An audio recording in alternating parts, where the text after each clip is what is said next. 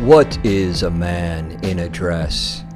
Is he fundamentally different from a man out of a dress? And why are people trying to erase him from history? Is a man in a dress real? Or is he only a fictional character, an image on a screen? And is his story worth telling? Many famous thespians have been the man in a dress. Is this a tale that needs to be told? And why are they trying to kill him? Robin Williams starred as the man in a dress in 1993's iconic Mrs. Doubtfire. But 30 years later, many critics lament some of the problematic aspects of this trope. And in 2023, cross-dressing comedies find themselves on the brink of extinction. Today we'll take a look at man in a dress comedies, their rise, their fall, and their future. And if they succeed in killing the man in a dress, what will fill the void? Where will we get our entertainment? I'll reveal the answer at the end of this video. First, let's examine some of the cliches of the man in a dress movie. Number 1, deception. The man in a dress is a deceiver. He doesn't think he's a woman. He knows that he is male. He doesn't have autogynephilia. He doesn't have a cross-dressing fetish. He's a normal bloke who's been pushed to his breaking point by forces greater than himself. His motivations for cross-dressing aren't exactly creepy, but they're often not entirely altruistic either.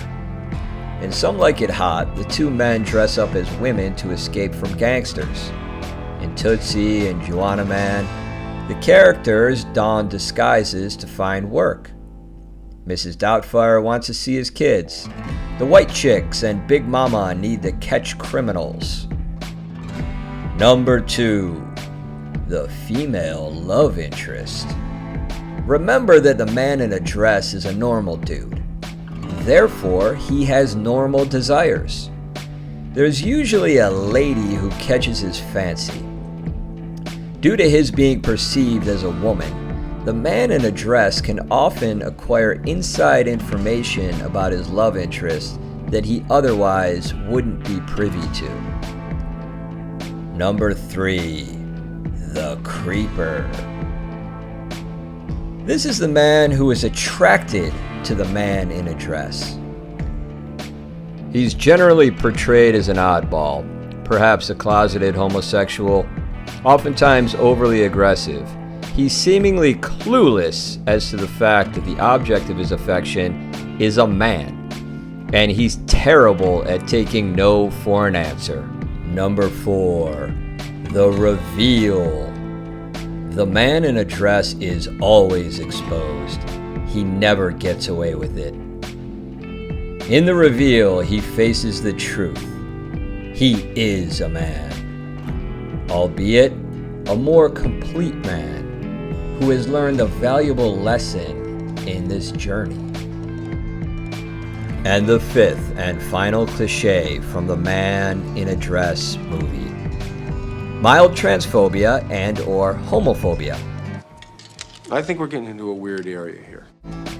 Let's face it, in a society that views cross-dressing as the behavior of a completely normal, well-adjusted, healthy, and rational human being, the gags in the man in a dress movie completely fall flat.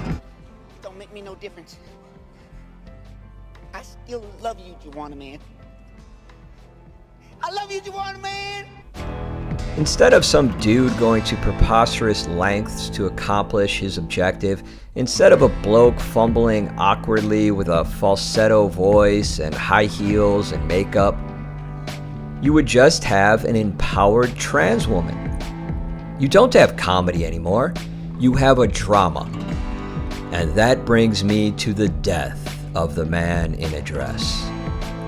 After the success of Some Like It Hot, Tootsie, and Mrs. Doubtfire, the 2000s gave us a barrage of subpar man in a dress movies. Hackneyed tripe like Big Mama's house, sorority boys, Juana Man, the hot chick and white chicks. The man in a dress was gasping his final breath. The industry was milking the teats of the man in a dress for all it was worth. Hollywood frantically scrambled to connect on one more payday. The problem was they kept on moving the target on what people were allowed to laugh at. Everybody's brain was so fried and discombobulated they didn't know what the hell was going on. And that was the beginning of the end. Maybe the man in a dress never should have worn a dress in the first place. Maybe he exposed too much of himself. Maybe he made himself too vulnerable. Maybe he took it too far. Whatever the reason is, there haven't been many man in a dress movies made in the 2000s. And maybe that's a good thing. Maybe it's time to bury the man in a dress. He's starting to stink up the joint. I'm not sure what clothes he should wear in his casket though. Dear Man in a Dress movie. In the future, when humans have evolved into a single gender, when each of us wears the same uniform every day, we can look back at your hijinks and laugh. Ah, you brought us so much joy during a simpler time. But in a world of a gender spectrum, we have no need for you, man in a dress. So goodbye and farewell.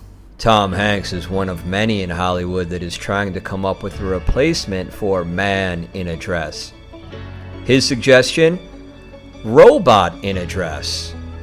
His idea centers around AI robots that travel back in time and attempt to pass the Turing test. While they do so, they try to get women naked and have sex with their human clone counterparts.